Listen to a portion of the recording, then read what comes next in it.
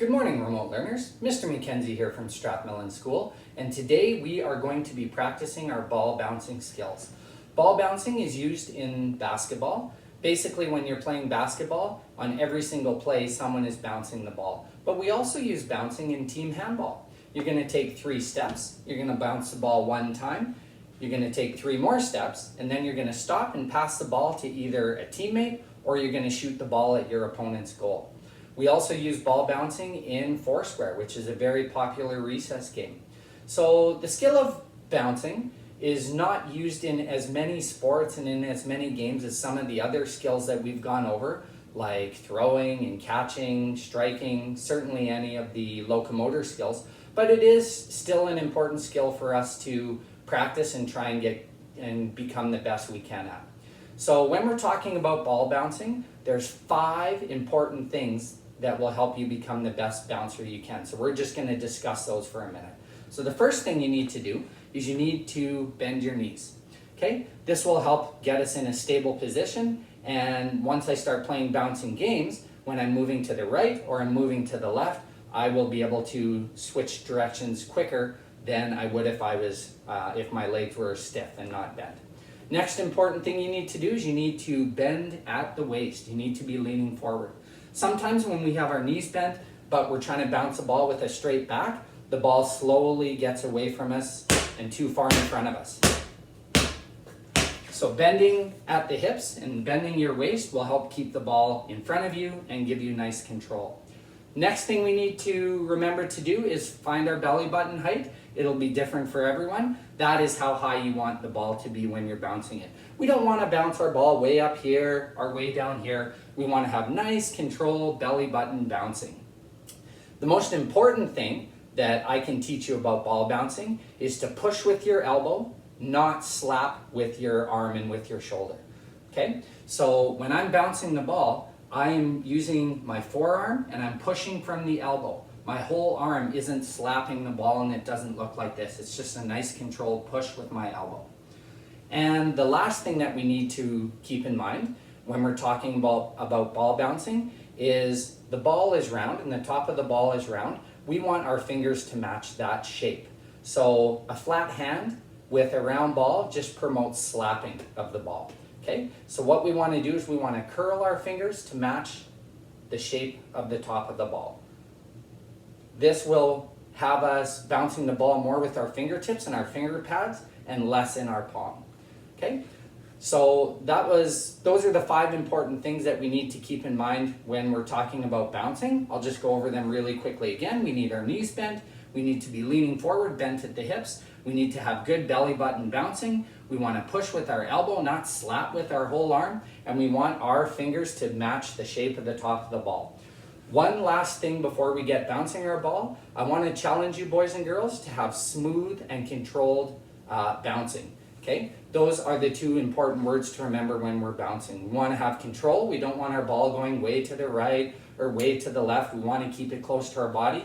And you want to have your bouncing look as smooth as possible. Okay? You don't want to have lots of moving body parts. We just want it to look nice and smooth and controlled. So what I'm going to do is I'm going to demonstrate good bouncing. I'm going to bounce the ball 15 times with my right hand. So here I go.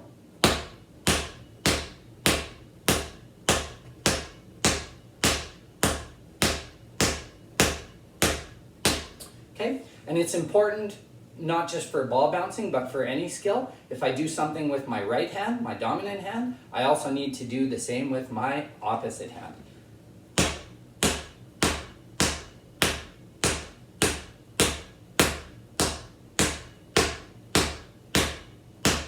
Okay, so sometimes, boys and girls, the ball can get away from us a little bit and it's hard to keep it nice and close to our bodies, especially if you're in one of the younger grades and you're just kind of starting out with your bouncing. So a little tip that I like to tell students, and we do in our phys ed classes sometimes, is we just take a little bit of tape.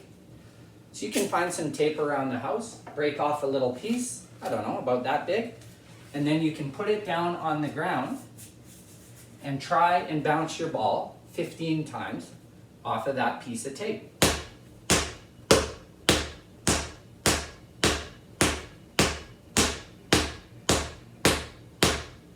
Both hands, of course.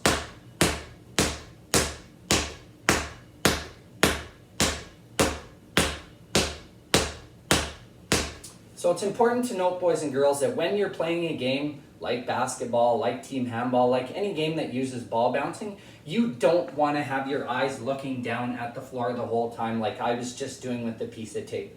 You want to have your eyes looking up. If you're playing a game of basketball and you're bouncing your ball looking down at the floor, you might not see a teammate that's wide open that you could give a pass to and they could have a good shot at the net.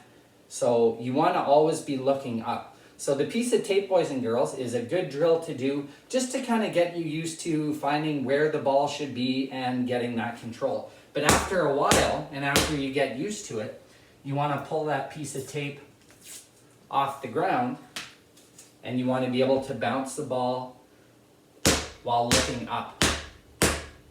And it might take a little bit of practice, but eventually your mind, your brain, and your muscles will work together and you'll be able to know where that ball is.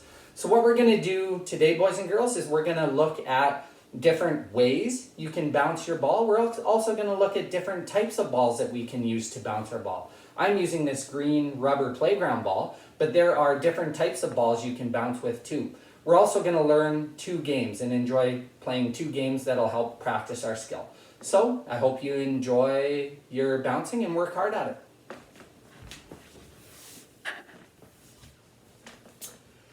Okay, remote learners, what we're going to look at now is we're going to look at different types of bounces and different ways that we can bounce our ball. I have swapped out my green rubber playground ball for this soccer ball.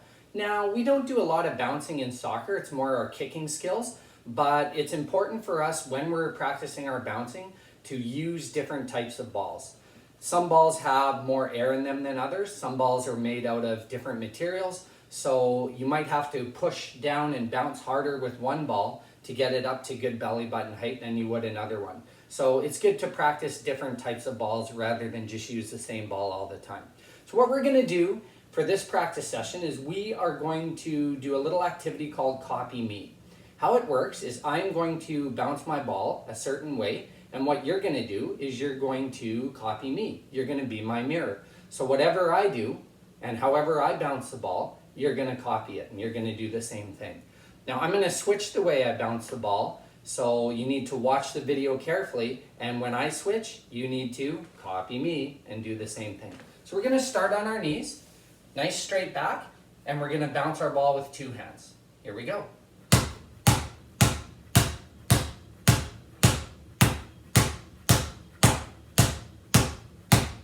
Switch. Hand on head, and 1 knee off the ground. Okay, and we're going to switch. The ball keeps bouncing the whole time, boys and girls. When I switch to a different challenge, I don't pick up my ball and stop it. I keep it going. Okay, we're going to switch.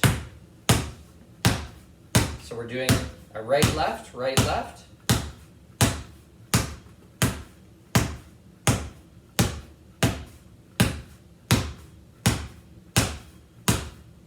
Okay, switch.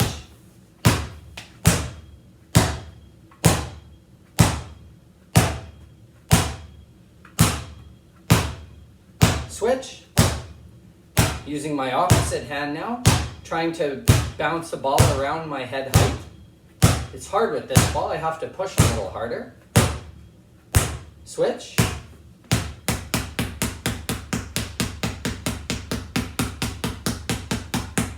Switch hands.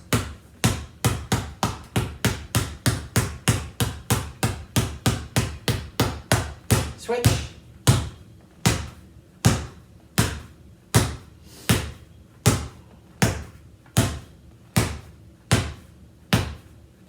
Switch. Okay, 1 foot. Working on my balance. And we'll switch hands and feet.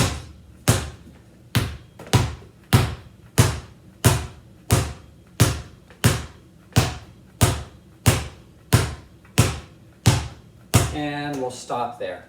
So once you've done this, boys and girls, what I want you to do to end this practice session is we're going to go back to the way that we bounce the ball most of the time, which is good belly button bouncing. So remember those key fundamentals, those 5 important things. We bend our knees, we're leaning forward, we find our belly button height, curved fingers, and I'm pushing with my elbow and my forearm, not slapping with my whole arm. So what I want you to do is, if you are in grade 4 and 5, I want you to do 100 bounces with each hand. If you are in grade 3 and 2, I'm looking for 50 bounces with each hand. And if you are in kindergarten or grade 1, I'm looking for 25 bounces, working on those good fundamentals, just like this.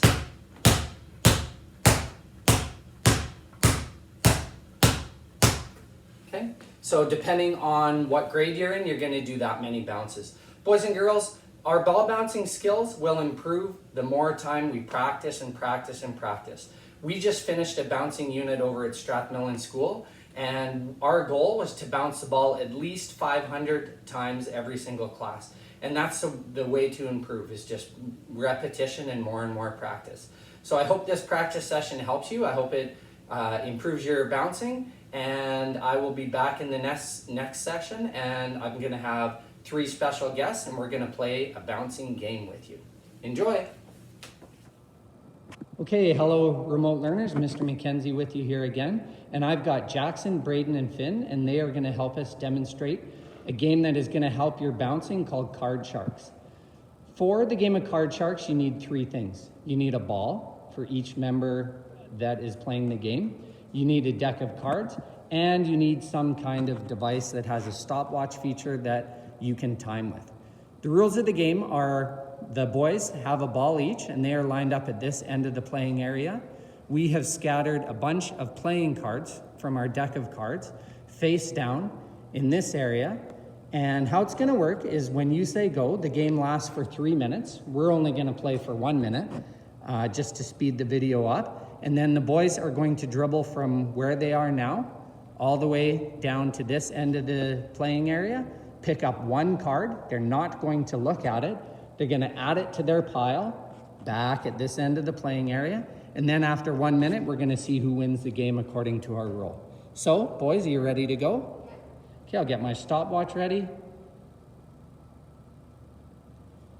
There's the stopwatch. On your mark, get set, and go.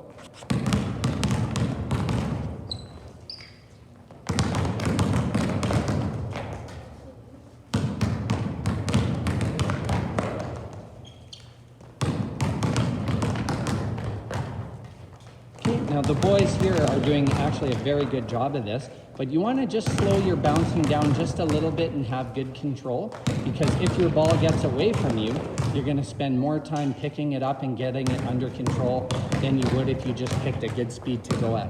28 seconds, boys.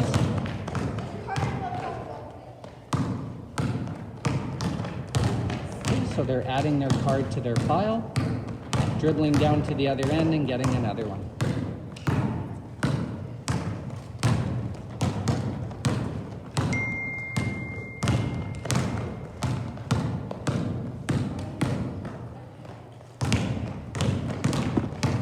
And stop. So now what we'll do, Braden had a card in his hand there when I yelled stop, so we'll give him that one. We always say if you have a card in your hand, you get to keep it. So the boys haven't looked at their cards yet. You can see Finn has a nice little pile here. Braden has a pile here. Jackson has a pile. You might be able to hear them huffing and puffing. It's a very tiring game. What you can do, boys, is you're gonna flip over your cards, and I want you to count how many red cards you have. So whoever has their most red cards is going to be our winner. The number doesn't matter. The suit doesn't matter. The fact if it's red does.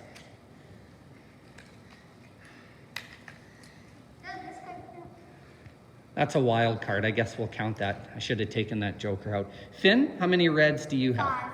5 reds for Finn. Braden, how many reds did you get? Also 5. Jackson, how many reds? 4.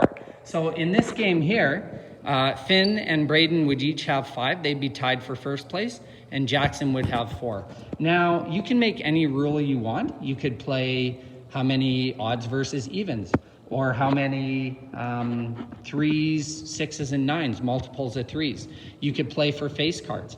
The fun of the game is if you don't flip over the cards until after you and your partner have decided on a rule.